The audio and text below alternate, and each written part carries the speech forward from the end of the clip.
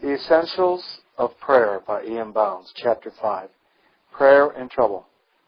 Trouble and prayer are closely related to each other. Prayer is of great value to trouble. Trouble often drives men to God in prayer, while prayer is but the voice of men in trouble.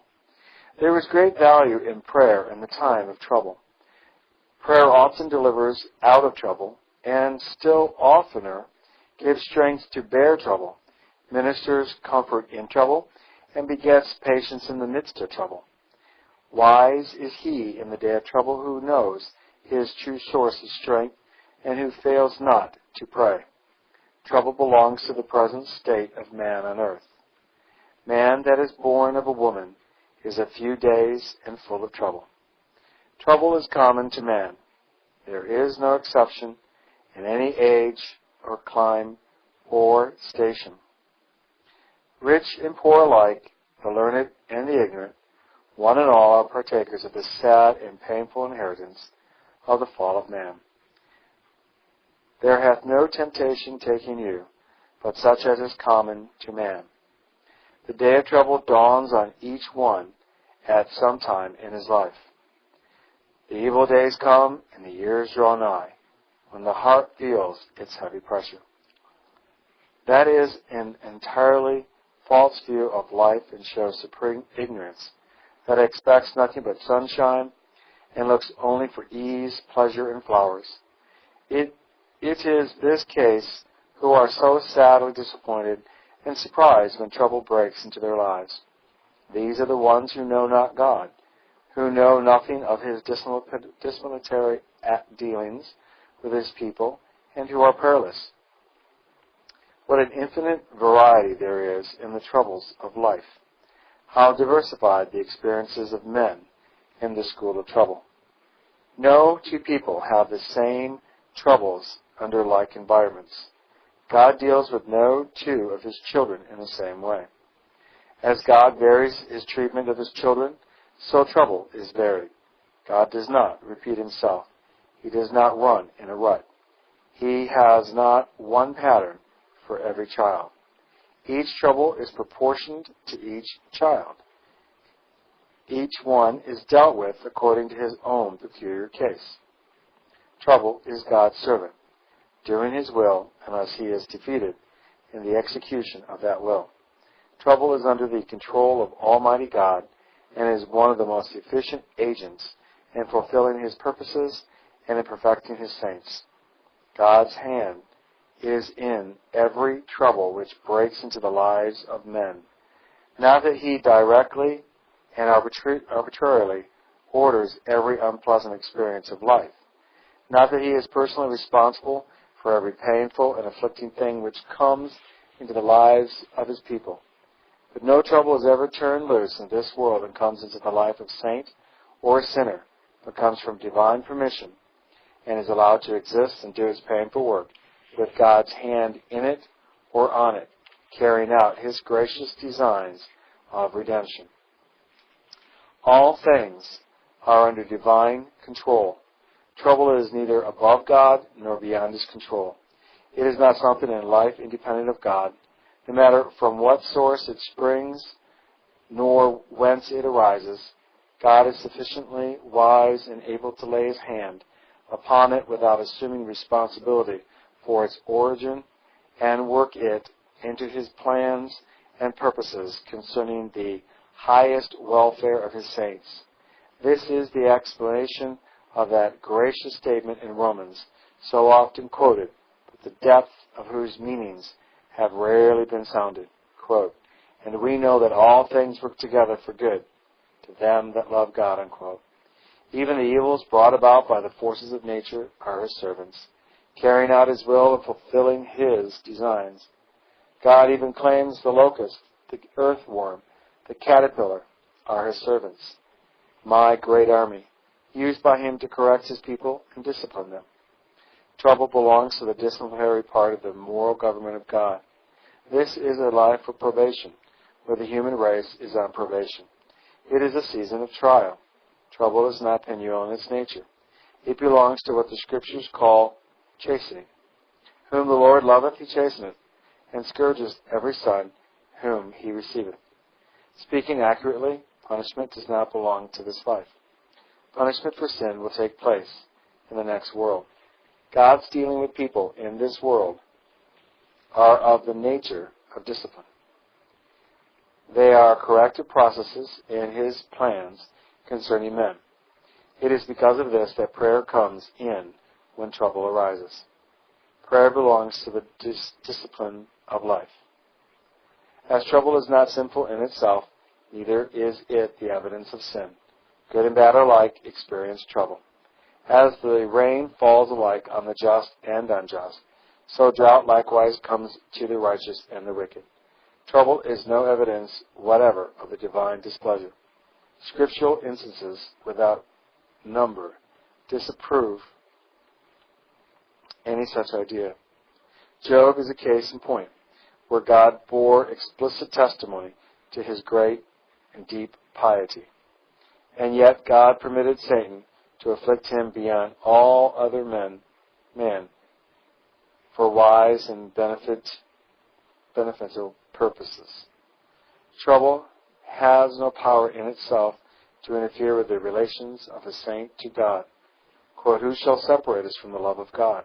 Shall tribulation, or distress, or persecution, or famine, or nakedness, or peril, or sword?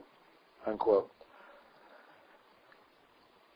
3 words, practically the same, in the process of divine discipline are found: temptation, trial, and trouble. And that there is a difference between them. Temptation is really a solicitation to evil arising from the devil or born in the carnal nature of man. Trial is testing. It is that which proves us, tests us, and makes us stronger and better when we submit to the trial and work together with God in it. Quote, my brethren, count it all joy when you fall into temptation, knowing this, the trying of faith worketh patience. Peter speaks along the same line. Quote, wherein ye greatly rejoice, now for a season, if need be, ye are in heaviness through manifold temptations, that the trial of your faith be of much more patience than that of gold that perisheth, though it be tried with fire, might be found unto praise and honor and glory at the appearing of Jesus Christ. The third word is trouble itself, which covers all the painful, sorrowing, and grievous events of life. And yet temptations and trials might really become troubles, so that all evil days in life might well be classed under the head of the, quote, time of trouble, unquote. And such days of trouble are the lot of all men. Enough to know that trouble, no matter from what source it comes, becomes in God's hand His own agent to accomplish His gracious work concerning those who submit patiently to Him, who recognize Him in prayer, and who work together with God. Let us settle down at once to the idea that trouble arises not by chance, and neither occurs by what men call accident. Quote, although affliction cometh not forth of the dust, neither doth trouble spring out of the ground, yet man is born unto trouble as the sparks fly upward, unquote. Trouble naturally belongs to God's moral government and is one of His invaluable agents in governing the world. When we realize this, we can the better understand much that is recorded in the Scripture and can have a clear conception of God's dealing with His ancient Israel. In God's dealing with them, we find that it is called a history of divine providence. And providence always embraces trouble. No one can understand the story of Joseph and his old father Jacob unless he takes into the account trouble and its varied offices. God takes account of trouble when He urges His prophet Isaiah on this wise. Comfort ye, my people, saith your God. Speak ye comfortably to Jerusalem, and cry unto her that her warfare is accomplished, that her iniquity is pardoned. There is a distinct note of comfort in the gospel for the praying saints of the Lord, and He is a wise scribe in divine things, who knows how to minister this comfort to the broken-hearted and sad ones of earth. Jesus Himself said to His sad disciples, I will not leave you comfortless. All the foregoing has been said that we may rightly appreciate the relationship of prayer and trouble. In the time of trouble, where does prayer come in? The psalmists tell us, "Call upon me in the day of trouble. I will deliver thee, and thou shalt glorify me." Prayer is the most appropriate thing for a soul to do in the time of trouble. Prayer recognizes God in the day of trouble. It is the Lord. Let him do what seemeth good. Prayer sees God's hand in trouble and prays about it. Nothing more truly shows us our helplessness than when trouble comes. It brings the strong man low. It discloses our weakness. It brings a sense of helplessness. Blessed is he who knows how to turn to God in the time of trouble. If trouble is of the Lord, then the most natural thing to do is to carry the trouble to the Lord and seek grace and patience and submission. It is the time to inquire in the trouble. Lord, what wilt thou have me to do? How natural and reasonable for the soul, oppressed, broken, and bruised, to bow low at the footstool of mercy and seek the face of God. How could a soul in trouble more likely find a solace than in the closet? Alas, trouble does not always drive men to God in prayer. Sad is the case of him who, when trouble bends our spirit down and grieves his heart, yet knows not whence the trouble comes, nor knows how to pray about it. Blessed is the man who is driven by trouble to his knees in prayer. Trials must and will befall, but with humble faith to see love inscribed upon them all. This is happiness to me. Trials make the promise sweet. Trials give new life to prayer. Bring me to my Savior's feet. Lay me low and keep me there. Prayer in the time of trouble brings comfort, help, hope, and blessing, which, while not removing the trouble, enables the saint the better to bear it and to submit to the will of God. Prayer opens the eyes to see God's hand in trouble. Prayer does not interpretate God's providences, but it does justify them and recognize God in them. Prayer enables us to see wise ends in trouble. Prayer in trouble drives us away from unbelief, saves us from doubt, and delivers from all vain and foolish questionings because of our painful experiences. Let us not lose sight of the tribute paid to Job when all his troubles came to the climatic point. In all this, Job said not, nor charged God foolishly. Alas for vain, ignorant men, without faith in God, and knowing nothing of God's disciplinary processes in dealing with men, who charge God foolishly when troubles come, and who are tempted to curse God. How silly and vain are the complainings and murmurings and the rebellions of men in the time of trouble. What need to read again the story of the children of Israel in the wilderness, and how useless is all our fretting, our worrying over troubles, as if such unhappy doings on our part could change this. And which of you, with taking thought, can add to a statue one cubit? How much wiser, how much better, how much easier to bear life's trouble when we take everything to God in prayer. Trouble has wise ends for the praying ones, and these find it so. Happy is he who, like the psalmist, finds that his troubles have been blessings in disguise. It is good for me that I have been afflicted, that I may learn thy statutes. I know, O Lord, that thy judgments are right, and that thou in faithfulness hast afflicted me. But who could bear life's stormy doom? Did not thy wing of love come brightly quivering through the gloom, our peace branch from above?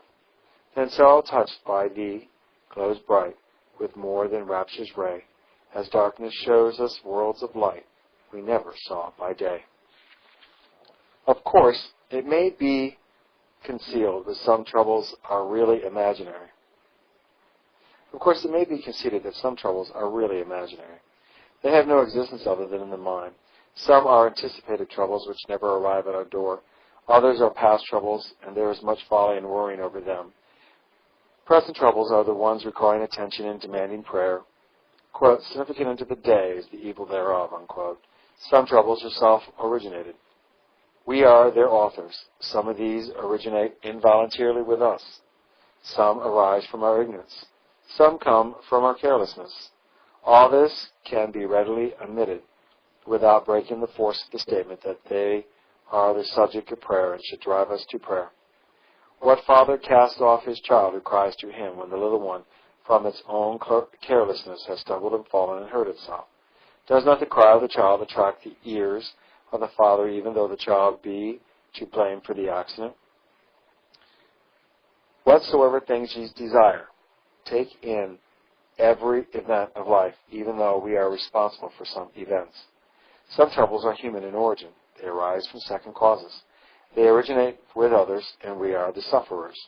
This is a world where often innocents suffer the consequences of the acts of others.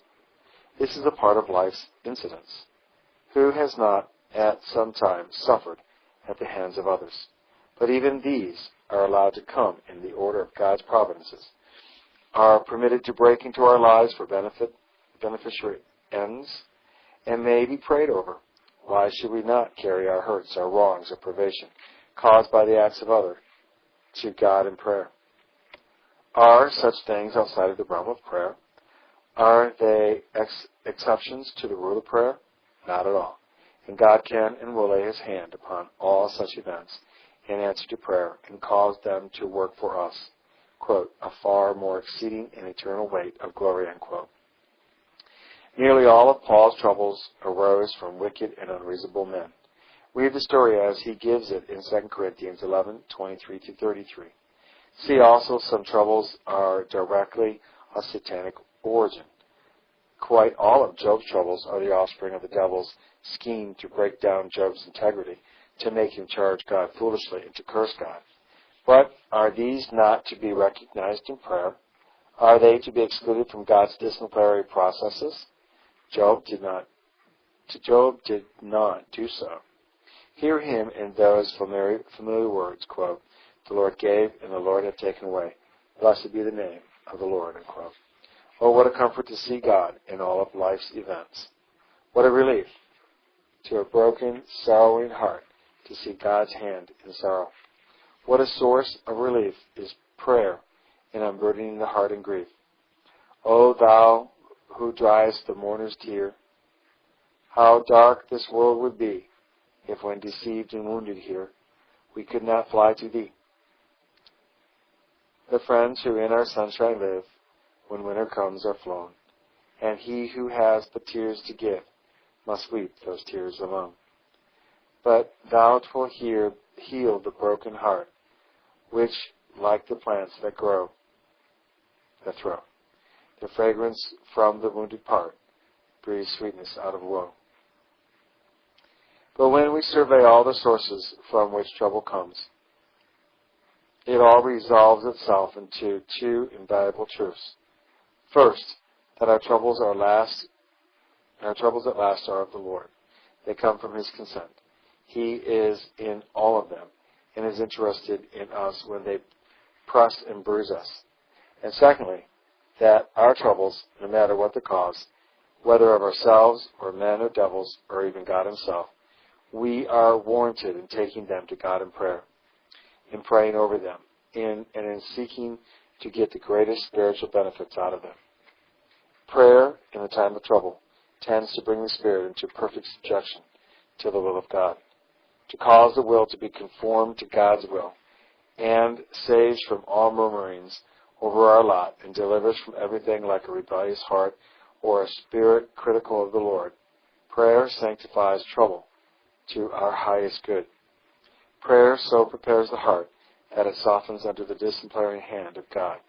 Prayer places us where God can bring to us the greatest good, spiritual and eternal.